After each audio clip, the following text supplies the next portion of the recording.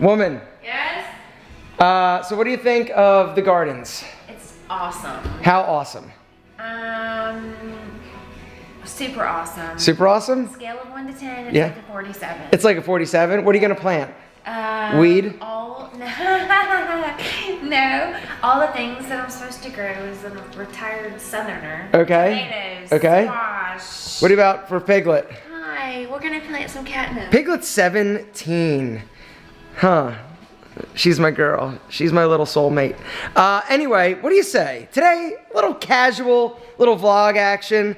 Why don't we go next door? Since you've been here, we've made some progress, and it's looking like, when I say sexy, like I mentioned that the house was sexy. Well, this garden, the Merino Gardens, is quite possibly sexier than the house. Do you want to go? What do you think? You want to go check it out? Let's go. Something else I want to show you before we go over there. So I'm getting into my like green thumb era, apparently. So on this wall, all right, this is the outside wall. The kitchen is right there. Friend's entrance right here. Garage right here.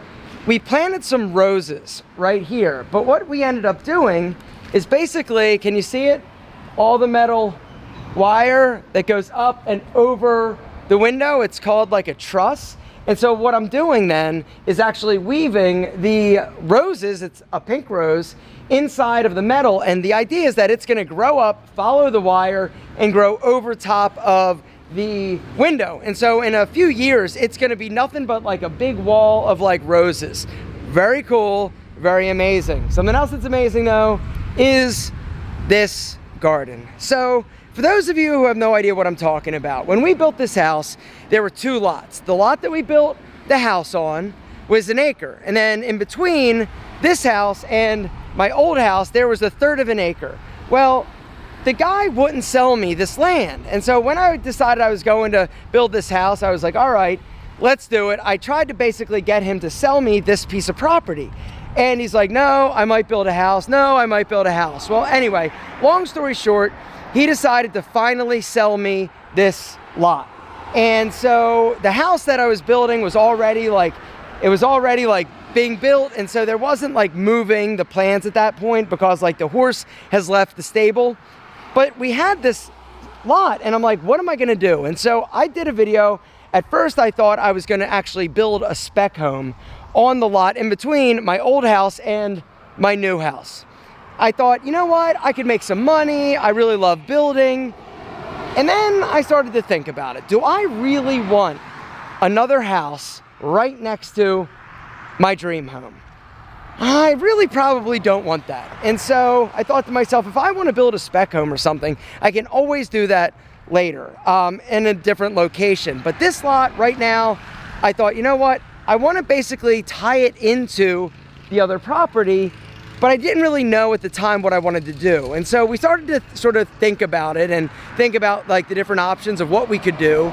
And the idea came up, why don't we make it like this amazingly like beautiful sort of garden space? My wife, she loves the garden. I am an Italian and most older Italian men have gardens. And so we thought to ourselves, let's see what we can do in terms of making this and designing it into something just really special that ties in with the house. Now, the interesting thing about what you're about to see is that from the road up top, you really can't see all that much. So this garden has been a huge pain in the ass. It's also been really expensive, but once it's finished, it's gonna be absolutely perfect. The way that it's gonna work, up top here, off of the road, you're gonna have another parking area, all right? The house right next door, we don't have enough parking, even though like we have a lot. If we have a party or something or people over, it'd be nice to have another like area.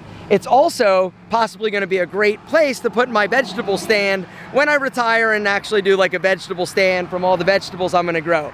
My wife doesn't know it yet, but that is my retirement plan, to just have like a little stand on the weekend, on like Saturday, be here with maybe like coffee or something. People can come by, you know, and hang out in the gardens with me, and I'll sell them vegetables like zucchinis and tomatoes. Anyway, it sounds good. It sounds good to me actually right now. So here's the deal. The parking is up here, and then there are steps that are gonna go boom, down, down, down, all of the different tiers. So you're gonna have to use your imagination a little bit because it's not finished, but we're getting close. All right, we still have yet to plant 2 large saucer magnolias on the first kind of like level. You've got limestone steps going all the way down, all right? We also are gonna do like a bunch of ground cover in here, and this is kind of like the first planted level. This is going to be all of like the flowers that we grow that we can cut to like make, you know, arrangements and have in the house. We've got a bunch of different types of flowers. We've got echinacea or cone flowers, we've got irises, we've got black-eyed Susans, we've got all sorts of stuff. We've got about 12 different varieties of flowers, and it matches on either side, all right? Pea gravel down here. We're not done with all of the limestone and steps because we're just not, but then you've got the next level, all right? This is a garden box. This is what we're gonna be planting a bunch of vegetables in. Another garden box on this side, more steps down to the bottom level. And as you can see, right, looking up, okay, we've got boxwoods going up, more garden boxes right here, pea gravel. All right, look how pretty, look how beautiful. But then boom, my little French fountain. This bad boy is 2,000 pounds. It is carved out of travertine. It's got these little cool like gooseneck little spigots, and it is going to be so amazing. And then look at that, the greenhouse. You guys know that I bought a greenhouse. This thing is, once again, gonna be next level. Let's go in. All right, welcome to the Alpha M greenhouse. So we had these cedar tables built in to both sides. Once again, we've got a limestone knee wall. We're gonna be stringing bistro lights, little small like bistro lights up here for the lighting. We're also gonna put like a little table with a chair, an antique table and chair in the back. But this thing is like 20 feet long. Like it's actually pretty large. Up top, you've got the venting, you've got some vents on the other side. The flooring is sheets of limestone, but then the pea gravel, so that when it's watered or when we have the sprinkler system going on, the water can go down and be absorbed. But the fountain, God, it's so incredible. And then down here, going down some more steps, this is all gonna be sod. We've started the sod the back area, but the whole idea is that we are basically trying to blend and tie the other house into this lot. All right, look how pretty. Oh my goodness, it's gonna be gorgeous. We've got all sorts of plants going in, lots of different plants over here, ferns, we've got hydrangeas, and then on that side, those are all blueberry bushes. It's really coming together. By next week, this will all be sodded. In about 2 weeks, this will all be finished in terms of it'll be planted and it'll pretty much be mulched and everything will look amazing, all right? But check this out. In order to hold all of this dirt and all of this garden back, we ended up doing a massive boulder wall, and then we did black or gray river rock in here for some drainage. And the whole idea was that we had to bring in this river rock from Arizona. Special, it was a little bit more expensive, but the gray matches the house, and so come on, I'm all about the aesthetic.